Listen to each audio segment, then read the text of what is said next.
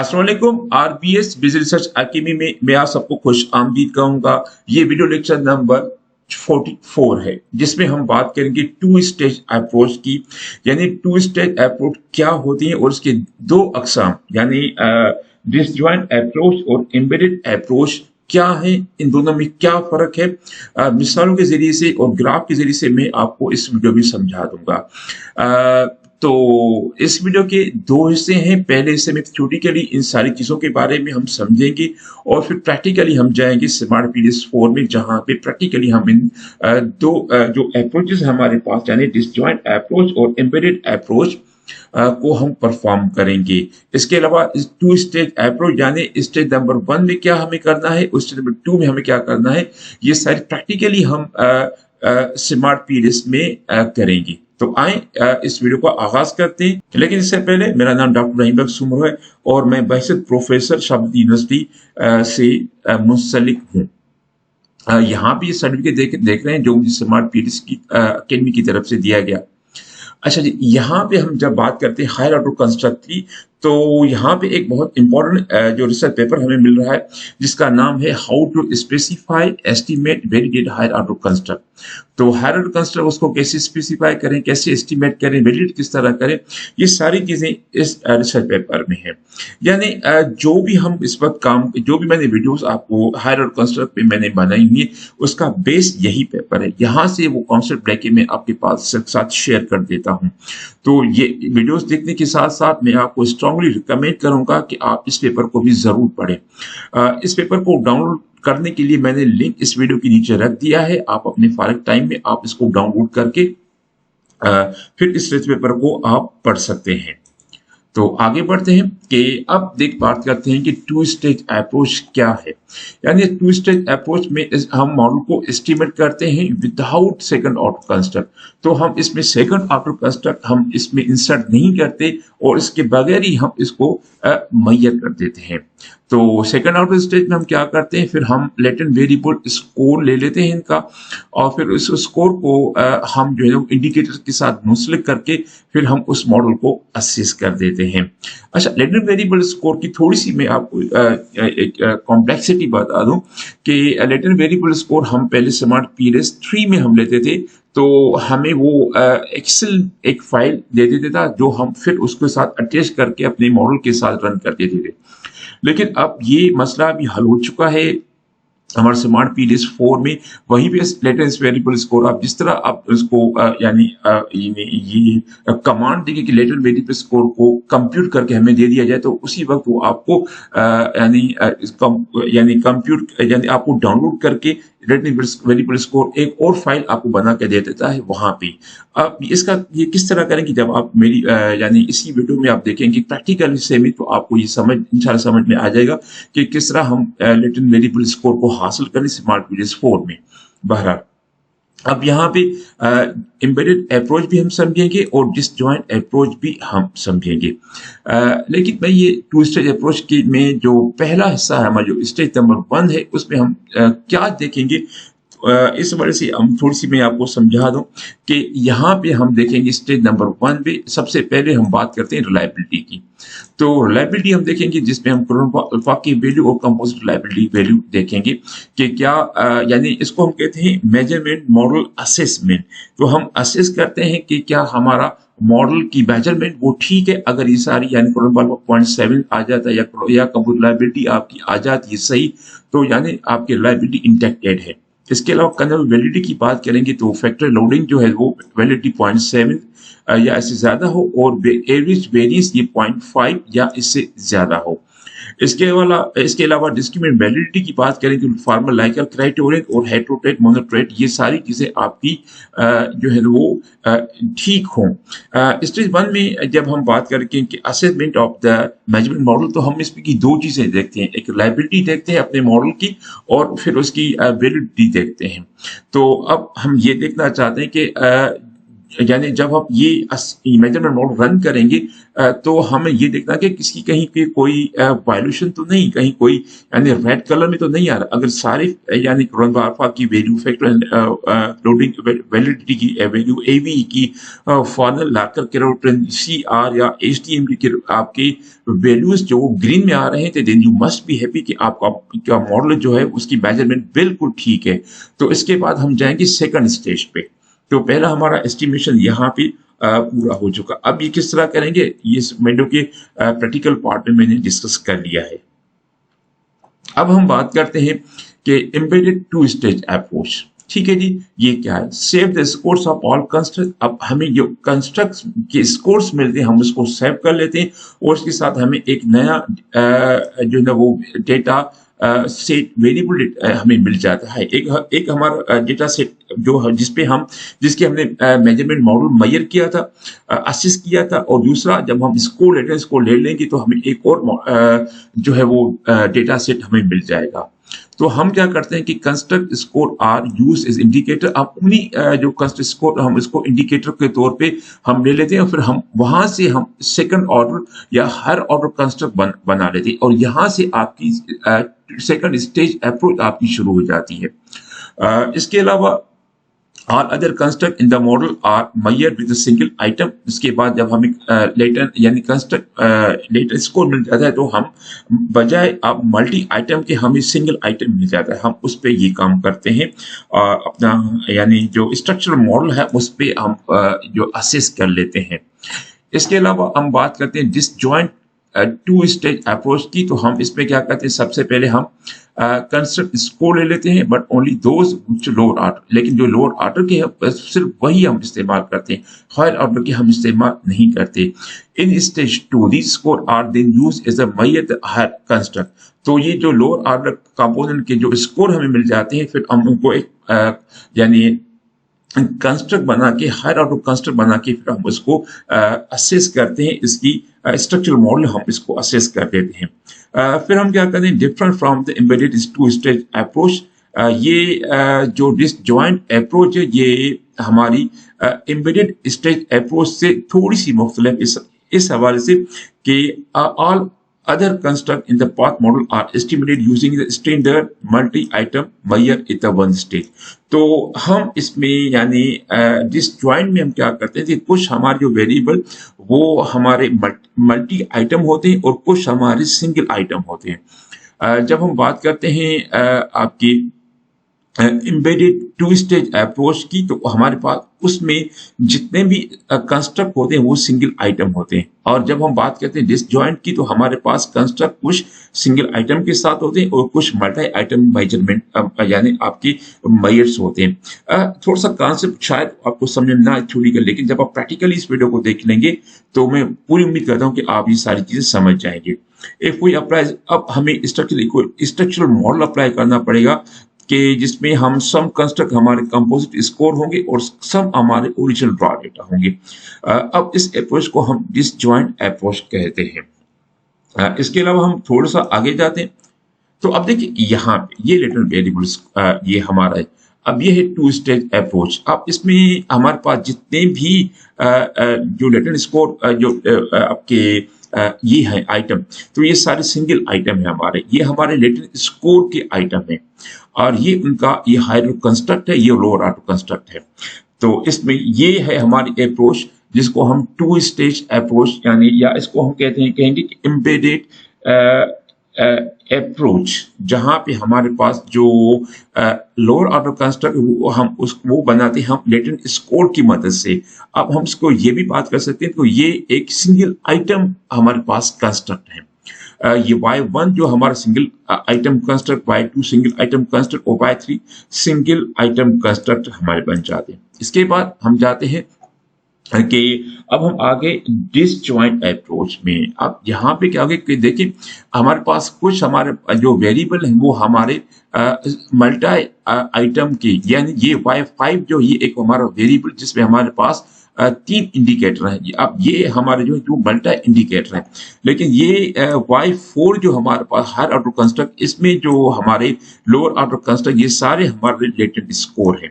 तो हम क्या करते हैं कि जब हम बात करते हैं जिस ज्वाइंट अप्रोच की, तो हमारे पास जो है वो जो वेरिएबल वो अब हमारे पास मेजर वेरिएबल होते हैं, और कुछ हमारे पास लेटेंट स्कोर के वेरिएबल होते हैं। लेकिन जब हम बात करेंगे एम्बेडेड की, तो सिर्फ और सिर्फ हमारे पास इसमें लेटेंट स्कोर होंगे, इसमें दोनों हमारे पास होंगे। तो ये फर्क आ गया आपके एम्बेडेड अप्रोच और डिसजॉइंट अप्रोच में।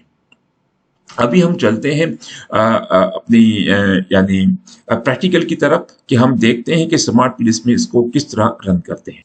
जी, अब हम अपने इस प्रैक्टिकल पार्ट, इस वीडियो के प्रैक्टिकल पार्ट में आ चुके हैं, और इस वक्त आप एक इंटरफेस देखें स्मार्ट पीडीएस 4 का। तो इसमें इस वक्त हमारे पास जो जिसपे हमें काम कर रहा हूँ वो टू स्टेज अप्रोच है, जिसपे हमारे पास ये दो यानी ये हमारा मॉडल है, और ये इसी का यानी डुप्लीकेट मॉडल है इसमें। और ये हमारे पास है डेटा, जिसके 384 आइटम है हमारे पास। तो आए इस पे काम कर देते हैं। तो डबल क्लिक करें तो हमारे पास ये एक जो है वो मॉडल निकल के आ चुका है। ये इसके कुछ इंडिपेंडेंट वेरिएबल है, नेट इंटरप्रेट स्किल से लेकर नेटवर्क के, जिनका मैं इम्पैक्ट देखना चाह रहा हूँ एंटरप्रेन्योर परफॉर्मेंस पे। तो अभी हम जैसे यानी थ्योरेटिकल वीडियो में हमने बात की थी, तो सबसे पहले हमने स्टेज नंबर 1 में टू स्टेज में हम बात की। स्टेज नंबर 1 में हमने इसके मेजरमेंट मॉडल को असेस करना है कि क्या इसके मेजरमेंट मॉडल में जो चीजें हमें मिले, क्या वो हमारे बेंचमार्क के तहत हैं या नहीं। जिसमें मिसाल तौर पर करोनबा अल्फा, कंपोज रिलायबिलिटी, इसके अलावा AVE HT MT, क्या ये सारी चीजें इस मॉडल की ठीक हैं क्या? क्योंकि अगर ये ठीक है तो फिर आप आगे बढ़ सकते हैं। अगर मेजरमेंट मॉडल में कहीं इश्यूज आ रहे हैं तो आगे चल के ये इश्यूज आपके साथ ही रहेंगे। कोशिश करें कि इन इश्यूज को वहीं पे ही हल कर दें। तो किस तरह करेंगे? मेजरमेंट मॉडल बहुत आसान है, कैलकुलेटर में जाएं, स्मार्ट पीडीएस एल्गोरिथम, और ये रन करते हैं। जैसे ही हमने ये जो रिजल्ट रन किया, तो इस वक्त आप देख रहे हैं कि हमें एक अच्छा R² मिल रहा है 0.39 का। इसके अलावा हम अगर ज्यादा और जाएं आगे इसकी कंस्ट्रक्टिबिलिटी, तो हमें देखें इसमें किसी किस्म का कोई इशू हमें नजर नहीं आ रहा। करोनबा अल्फा वो भी ठीक है, कंपोज रिलायबिलिटी वो भी ठीक है, एवी वो भी ठीक है, क्योंकि ये सारी चीजें जो है वो हमें ग्रीन कलर में मिल रही। अगर कहा यहीं पे कहीं पे कोई रेड कलर में हमें कोई वैल्यू मिलता, तो वो यानी एक वायोलेशन थी इनके बेंचमार्क की। इसके अलावा अगर हम डिस्क्रीट में वैलिडिटी में जाते हैं, तो यहाँ पे भी हमें कोई मसला नहीं आ रहा।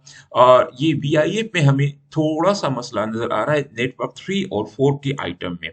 आप यहाँ पे 3 कलर देख रहे हैं, ये जो कलर है ये है ग्रीन, यानी अगर आपके वैल्यू 1 यानी 0 से लेकर 3 के अंदर होंगी तो ये ग्रीन शो करेगा। अगर ये 3 से लेकर 5 तक तो ये ब्लैक में। अगर ये ब्लैक में या ग्रीन में कोई मसला नहीं, यहाँ तक यानी आपको पास कोई इशू नहीं आ रहा। क्योंकि कुछ जो रिसर्चर का मानना है कि अगर आपके 0 से लेकर 3 तक आपकी है तो वो ठीक है, लेकिन कुछ ये इसको मानते हैं कि वो 0 से लेकर 5 तक अगर है तो फिर भी ठीक है, लेकिन 5 से आगे अगर होगी तो वो ठीक नहीं है। उस वजह से जो प्रोग्रामिंग की गई है इस सॉफ्टवेयर की, उसमें यह है कि अगर 5 से ऊपर आपका AV आएगा किसी भी आइटम का, तो वो रेड कलर होगा। तो चलें, मजबूरी तौर पर हम कह सकते हैं कि एक अच्छा डेटा सेट है। तो अभी हम जाते हैं ग्राफिकल आउटपुट पे, और फिर हम इसके साथ एक हायर ऑर्डर कंस्ट्रक्ट इसके साथ अटैच कर लेते हैं। इसको जी इसको हम सेव कर लेते हैं। ये हो गया सेव। अभी हमने क्या करना है कि ये जो पाथ है, ये 3 पाथ हमने खत्म कर देने हैं, ये 3 पाथ। तो यहाँ पे हमने एक लेटर वेरिएबल लेके आना है। ये इसका आप नाम चेंज कर सकते हैं, इसका आप नाम दे दें एंटरप्रेन्योर डायमेंशंस, क्योंकि हम उस पर ही काम कर रहे हैं। एंटरप्रेन्योर डायमेंशंस, ये हो गया DISI डायमेंशन। तो ये थोड़ी सी लगता है यहाँ पे कोई डायमेंशन। चलें, ये हो गया एंटरप्रेन्योर डायमेंशंस। आप इसको इसके साथ हम कनेक्ट कर देते हैं। ये इसके साथ कनेक्ट हो गया, ये इसके साथ कनेक्ट हो गया, और ये इसके साथ कनेक्ट किया, फिर ये इसके साथ कनेक्ट हो गया। अब इसको जितना भी आप कर लें आप कर सकते हैं। तो फिर आप इसको इस तरह भी आप कनेक्ट कर सकते हैं। जितना आप इसको कॉम्प्लिकेट बनाना चाह रहे हैं वो आप बना सकते हैं, आप अपनी मर्जी के ऊपर। तो अब ये यहाँ पे, अब दोबारा हम मेजरमेंट मॉडल में जाते हैं। और यहाँ पे एक मसला आ गया। मसला ये कि path model invalid, your current model path invalid please take a look at the red model element हमें देखना है कि क्या मसला है। अच्छा जी, इसका मसला ये है कि इसके साथ जो हमने लेटरल वेरिएबल इंडिकेटर हमने अटैच नहीं की, इस वजह से हमें ये मसला आ रहा है। तो ये कहाँ पे है, ये हमारे पास ये है इंटर इसके सेलेक्ट किया, जिसको आप सेलेक्ट करेंगे ये देखिए यहाँ पे वो भी सिलेक्ट हो जाएगा। तो यहाँ पे मार्केट ओरिएंटेशन से यहाँ तक ये सारे, अभी हमने ये सारे इंडिकेटर इसको असाइन कर देने, ये हमने इसको असाइन कर दी, तो अभी हमारे पास ये इशू नहीं आएगा। तो आप इनको हाइड कर दें ताकि हमारे लिए जो मॉडल हो समझ में आसानी रहे। अब हम दोबारा मेजरमेंट मॉडल में जाते हैं, तो अभी हमें कोई इशू नजर नहीं आ रहा। तो फिर हम दोबारा में जाते हैं तो इसमें कोई हमें मसला नहीं, थोड़ा सा मसला ये आ रहा है कि इनपुट डायमेंशन का जो है वो नॉन सिग्निफिकेंट, क्योंकि इनपुट डायमेंशन अगर आप सोचिए ये एक सेकंड ऑर्डर आपका सॉरी ये एक हायर ऑर्डर कंस्ट्रक्ट था एचओसी, जिसकी वजह से इसका ये पॉइंट यानी एवीई जो है वो 0.5 से भी कम आ रहा है। तो ये इसका मसला है। अब बकाया मजबूरी तौर पर ये इसमें कोई मसला नहीं। अभी हम क्या करते हैं कि हम इसके बूटस्ट्रैपिंग जाते हैं और देखते हैं कि इनके इम्पैक्ट क्या है।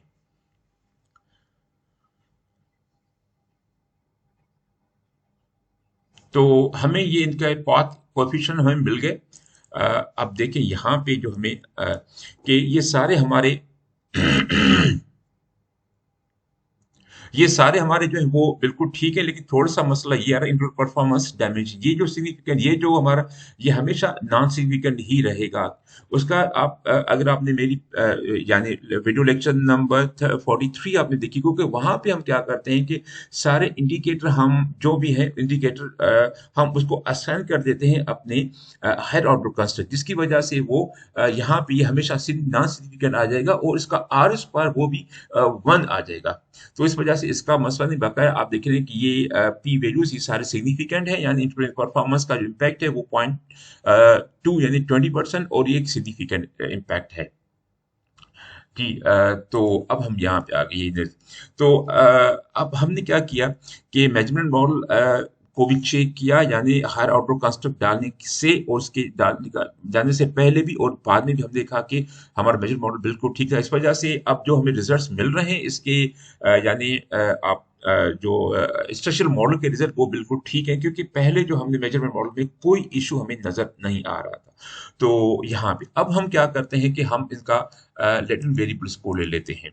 तो इनका बहुत आसान रिटर्न वेरिएबल स्कोर लेना, यहाँ पे आपको ये नजर आ रहा है। ये पहले हम क्या करते कि इसका एक्सेल को कॉपी करके हम जाते थे एक्सेल में, जितने भी हमारे पास रिटर्न वेरिएबल स्कोर हैं हमें इसको यानी इनको रिप्लेस करना है। अब ये मल्टी आइटम है, हम इसको रिटर्न वेरिएबल स्कोर के साथ हम इसको जो है वो यानी रिप्लेस कर देंगे। आपने इसको खत्म कर दिया और पहले हमने क्या किया था इसको आप देख लें, इंटरप्रेट स्किल थोड़ा सा इसको बाद में जी जी। अब हम वहां पे आगे, अब हमने क्या करना है कि लेटर इंटरप्रेट स्किल को पहले खत्म कर देते हैं और फिर यहाँ पे जाए नीचे, ये है इंटरप्रेट स्किल, यहाँ पे ये लेके आए सिंगल आइटम कंस्ट्रक्ट। ठीक है जी। और इसको हम थोड़ी सी इसकी एडिटिंग कर दें ताकि ये अच्छा लगे हमें। इसके अलावा हम इसकी अंदर में ये जो लेटर वेरिएबल इसको भी खत्म कर दें ताकि ये छोटा सा हो जाएगा, हमें चीजों को समझने में आसानी हो जाएगी। तो हमने ये कर दिया। मार्केट ओरिएंटेशन को भी आप खत्म कर दें, ये है हमारे पास मार्केट ओरिएंटेशन, और इसको भी हमने खत्म कर देना है जी। ठीक है जी, ये भी हमारा खत्म हो गया मार्केट ओरिएंटेशन, और इसके अलावा इसको भी हमने खत्म कर देना है। तो ये भी हमारा खत्म हो चुका है मार्केट ओरिएंटेशन। इसको आप यहाँ पे रखते हैं ताकि ये, इसके अलावा सेल्स ओरिएंटेशन को भी हमने खत्म कर देना है। ठीक है जी, तो सेल्स ओरिएंटेशन भी हमारी ये खत्म हो चुकी है अभी। अच्छा जी, इसको यहाँ पे कर देना है और इसको यहाँ पे सिंपल कर देना है। ठीक है, ये हो गया, और इसके अलावा हमने ये भी इसको कर देना है ताकि ये सारी चीजें हमारी आसान हो जाएं समझने के लिए। ठीक है जी, तो हमने इसको भी इंटरव्यू कॉम्पिटेंसी को भी खत्म कर देना है, और यहाँ पे ये है इंटरव्यू कॉम्पिटेंसी, तो इसको भी हमने यहाँ पे रख लेना है। और इसके भी अंदर जो चीजें हैं वो हमने खत्म कर देनी है। इसके ऊपर अंदर भी ये भी, तो ये सारा प्रोसेस जो है ना सर, हमें कर देना है। थोड़ा सा आप कोई मुश्किल यानी मुश्किल तो नहीं है, लेकिन एक लंबा प्रोसेस है, लेकिन ये ठीक रहता है जब आप चीज़ें ये कर देते हैं। तो ये एडिट सेटिंग आ गई आपकी, यहाँ पे इसको ख़त्म कर देते हैं, अप्लाई कर देते हैं, इनको भी यहाँ पे ख़त्म कर देते हैं और इनको भी यहाँ अप्लाई कर देते हैं और फिर इसको नीचे कर देते हैं ये। बाकी रह गया ये इंटरपल परफॉर्मेंस, आप इसको भी ख़त्म कर देते हैं और यहाँ पे लेके आते हैं। तो अब ये हमारे पास हो गया, रीनेम कर दें ये इंटरप्रेट परफॉर्मेंस और इनका भी रीनेम कर दें ताकि ये अब हमारे पास जो था मसला वो हल हो चुका। अभी हम क्या करेंगे, हम इसको कनेक्ट कर देंगे इसके साथ आपने और ये इसके साथ कनेक्ट हो गया। आप अ, इसको इसके साथ कनेक्ट कर दें, इसको इसके साथ कनेक्ट कर दें और फिर आप इसको रन कर सकते हैं इसके साथ। अब हमें ये हमारा मॉडल रन हो चुका है, आप इसकी पाथ देख सकते हैं कि ये सारे सिग्निफिकेंट है सवा एक के इंटरवल डायमेंशंस के, क्योंकि ये फिर वही बात आ जाती है कि ये इम्पैक्ट देख रहे हैं हम, ये हमेशा नॉन सिग्निफिकेंट इम्पैक्ट रहेगा, यानी इंटरवल परफॉर्मेंस का इंटरवल डायमेंशन, क्योंकि ये एक डायरेक्ट इफेक्ट है तो इस वजह से ये हमेशा नॉन सिग्निफिकेंट है, क्योंकि यहाँ पे आर स्क्वायर की हमारी 100% हो चुकी है, तो इस वजह से। तो अब हम यहाँ पे जो इस वक्त हम काम कर रहे थे यहाँ पे अब तक, तो हम एम्बेडेड अप्रोच पे बात काम करते हैं, क्योंकि एम्बेडेड अप्रोच में ये होता है कि जो हमारे जो भी कंस्ट्रक्ट होते हैं वो एक ही टाइप के होते हैं। तो आप इसमें देखें ना कि हमारे जितने भी कंस्ट्रक्ट हैं वो हमारे लेटेंट वेरिएबल स्कोर के कंस्ट्रक्ट हैं। तो अभी हम जाते हैं, काम करते हैं यहाँ से डिसजॉइंट अप्रोच पे। तो डिसजॉइंट अप्रोच को हम किस तरह करें, इसको सेव कर लेते हैं, दोबारा इसको ओपन कर देते हैं। तो अब हमने क्या करना है कि हमारे पास कुछ जो ऐसे वेरिएबल हैं जो हमारे पास मल्टाई जो स्किल यानी इस पे मल्टाई इंडिकेटर, आप इन पे देखिए एक ही इंडिकेटर, हमें कुछ मल्टा इंडिकेटर भी लगाने होते हैं। इंटरव्यू कॉम्पिटेंसी को हम खत्म कर देते हैं यहाँ से और फिर यहाँ पे ढूंढ देते हैं इंटरव्यू कॉम्पिटेंसी ये है हमारे पास। तो हम ये यहाँ पे लेके आते हैं, तो हमने कर दिया। तो अब हमारे पास ये कंस्ट्रक्ट मिल गया हमें, जो एक नेटवर्क को भी हम यहाँ खत्म कर देते हैं, नेटवर्क को ढूंढ लेंगे, नेटवर्क यहाँ पे हमें कहाँ मिलेगा, तो ये नेटवर्क हमें यहाँ पे मिल गया।